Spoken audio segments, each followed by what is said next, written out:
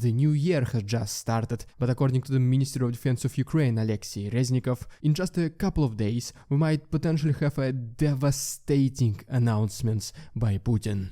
And among the most possible case scenarios is the closure of Russian borders, the full mobilization, and even declaration of a martial law. But more about all of this in just a couple of minutes. What's up, investors? It's the Russian dude, and Happy New Year. And let's go straight to the point and see some most recent footage. So, as you might have already heard, before, during and after the New Year celebrations, Russians were shelling the territory of Ukraine, and in the best traditions, Russians recorded launching their missiles from, for example, the Black Sea, potentially for the future international tribunal. In addition to that, in this video which came to us from Astrakhan region, we can see so many missile trails which were most likely launched from the Caspian Sea. But not all of these missiles were able to reach their final destinations, and as a result, some of them fell, for example, in Volgograd. But unfortunately, the biggest portion of them were indeed able to cross the border, and the majority of them landed, or at least attempted to land, in Kiev. There were at least a dozen of missiles and drones, and the residents of the capital spent their New Year holidays listening to the air raid sirens. According to the Russian side, the main targets were the military warehouses and military factories of Ukraine. But somehow, mysteriously and pretty much as always, the areas which were affected the most were residential areas. One of the affected buildings in the capital of Ukraine was the International Hotel, and as a result of this attack, a Japanese journalist was injured. But once again, according to the Russian side, they were able to target and successfully eliminate the local headquarters of NATO in Ukraine. Besides Kiev, during the last couple of days, several attacks were recorded in Zaporozhye, and unfortunately, a hospital in Kherson was destroyed partially as well. And then right here on this map, we can see the trajectories of the most, let's call them, popular destinations of Russian missiles, which pretty much shows you from which locations these missiles have been launched and which are the cities that Russians mainly target. And then on this map, we can see the places where Ukrainian air defense system was predominantly successful. As a result of this most recent mass attack of Russians, approximately 16 drones were intercepted above Kiev and 8 drones were intercepted above Zaporozhye and Dnipro regions. And ultimately, as of January 2nd, Ukrainians were able to intercept a total of 39 Iranian/Russian drones, Shahid 131 or 136, 2 Orlan 10 drones and 1 X-59 missile. And just like previously, there was a response by Ukrainians, because they are no longer about the empty threats of Russians. And first of all, for example, some loud noises were heard in Belgorod.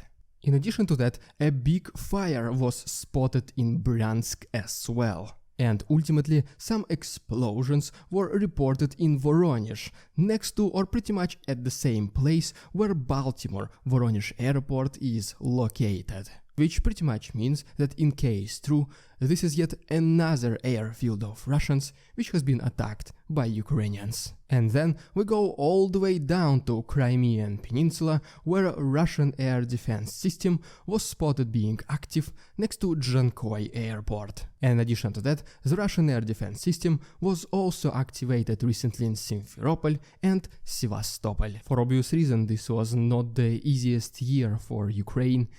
And right here we have the summary of the year 2022 by the Commander-in-Chief Valery Zaluzhny. The first thing he mentioned is that Ukraine was able to already liberate 40% of its territory, which Russia occupied since February 24th, 2022. And the percentage of total occupied territories since 2014, which has already been liberated, is 28%. Additionally, since the beginning of this war, Ukraine was able to eliminate more than 100,000 Russian soldiers, 3,000 tanks, 6,000 armored personnel carriers, 300 planes, and approximately 270 helicopters. At the same time, Ukraine has been receiving the support from the majority of the world, and it is estimated that Ukrainian soldiers were doing the military training in at least 17 different European countries. But unfortunately, and for the right reasons, it is estimated that approximately 600,000 Ukrainians have been evacuated from their home places. 2022 has been a major shock pretty much for every single one of us, and I personally think that 2023 will be a year of massive changes. And if you want to stay updated on these events with me for the rest of the year, please consider liking this video and subscribing to my channel. You can also follow me on Instagram because I'm doing Q&As there from time to time, and this is your perfect opportunity to ask me any question you want. Alright, and now let me give you a very quick map update about the first couple of days of this new year.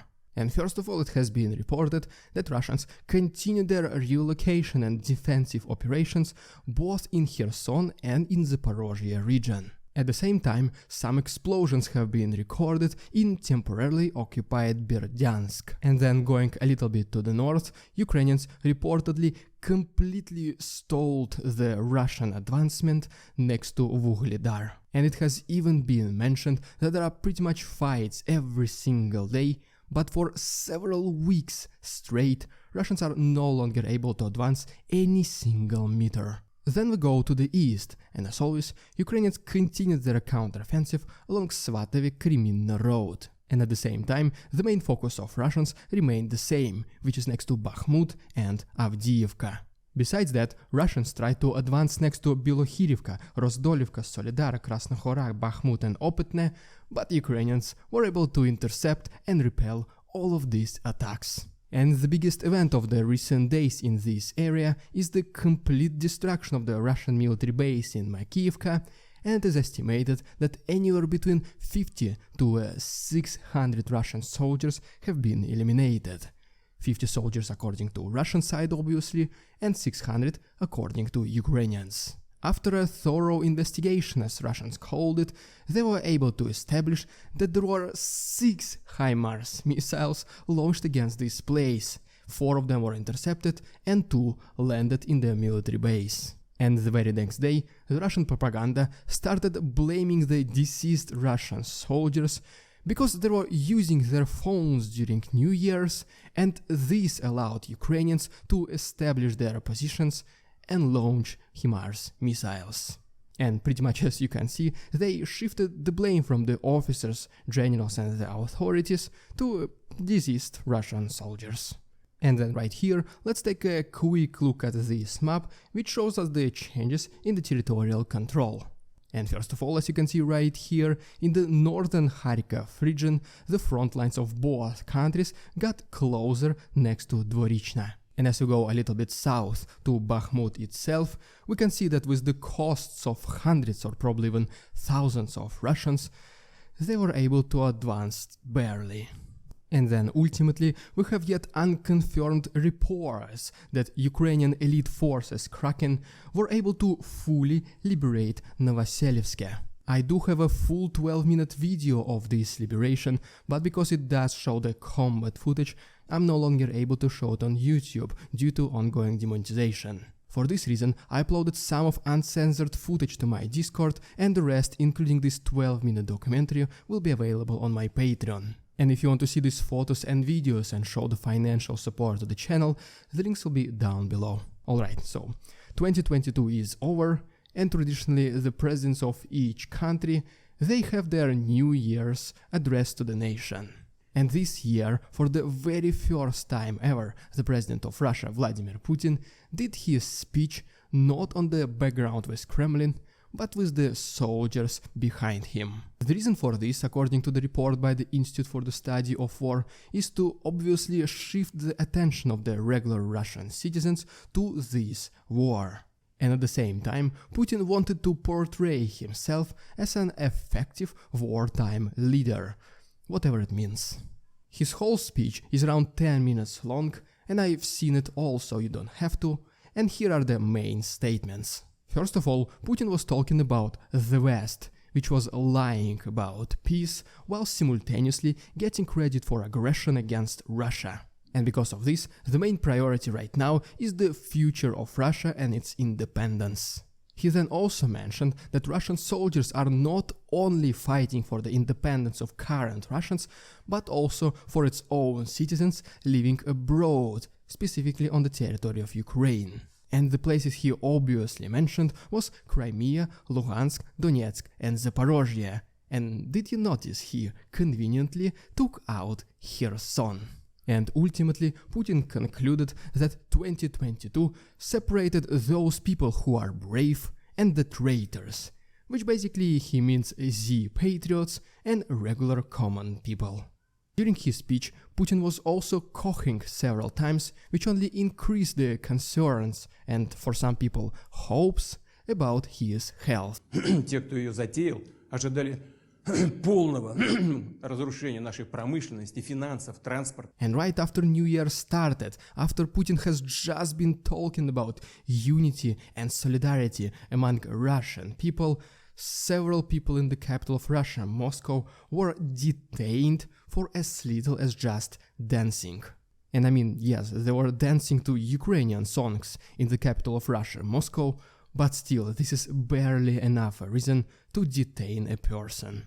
And then right here, we have the address of the president of Ukraine, Vladimir Zelensky, to his people. And the first thing people were able to see is how, unfortunately, Zelensky aged like 10 years during these only 10 months. During his speech, Zelensky was obviously talking about the cities which were affected by Russian aggression.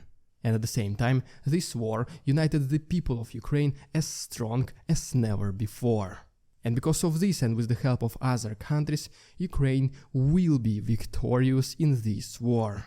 And consider this just a wishful thinking or not, but it looks like that Zelensky hinted us which areas in Ukraine will be liberated next. And according to him, this will be Crimea, Svatovo, Melitopol, Donbass and then Crimea.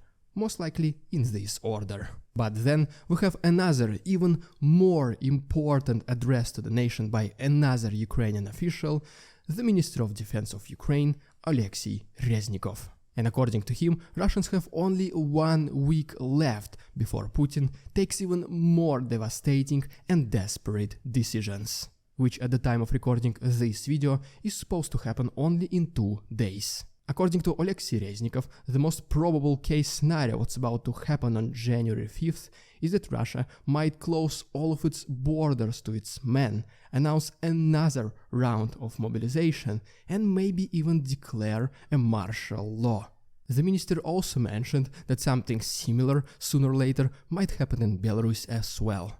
And the main topic of his address to the nation was circulating around the question to Russians: what are you fighting for? Because it is pretty obvious that the entire war is happening on the territory of Ukraine, and it is Ukrainians which are defending themselves, their land, their family and friends. But at the same time, Russians are just fulfilling the orders of their officers, generals and authorities, and these orders and goals are completely ridiculous. I mean, how can you protect your own people who live in another country by invading it? The next statement Oleksiy Reznikov made is that in the very beginning, Russians claimed that this will be a very fast war, they will only take Kyiv in 3 days, and everything will be extremely easy. But as for now, this special military operation has been going on for more than 10 months, and the leadership of Russia perfectly understands that they have failed. Because of this, it is in their own interests to end this war as soon as possible and try to save the face, which is going to be close to impossible. And one of the ways they try to achieve this is by presenting at least some kind of victory to the people of Russia. Such as, for example, capturing the city of Bakhmut, which they have been trying to do for the last several months. But even there, as you already know, Russians are no longer able to advance. Because of such failures and lack of achievements, the Russian leadership tries to silence those who speak against them. That is why, at least in their own minds, it is only Kremlin which controls the narrative of this war which is presented to the people. But I mean, the evidence is pretty much undeniable. The Russian government tells its people that they are winning, But at the same time, all we see on the news is that Ukrainians are taking back their own land. And because of this, one of the ways the Russian authorities are trying to save themselves recently is by switching the blame and responsibility to the people of Russia as a whole. And it basically means, according to them, is that in case Russia loses in this war, every single person, every single citizen will be held responsible. Which is simply not true. They're just trying to make it look like in the heads of Russians that they have to do everything possible to win. And as a result of this, it looks like that the last hope of Kremlin is whenever they announce the next round of mobilization is that there'll be way more volunteers. But then, once again, we come back to the original question of Oleksiy Reznikov to Russians. Who are you fighting for? Are you fighting to protect your land, relatives and friends? Or are you fighting to protect the military criminals and delay the inevitable? And so yes, like mentioned previously, 2023 will be a major year for this war, and if you don't want to miss any of these updates as soon as they start happening, just please consider subscribing to my channel, it only takes one click.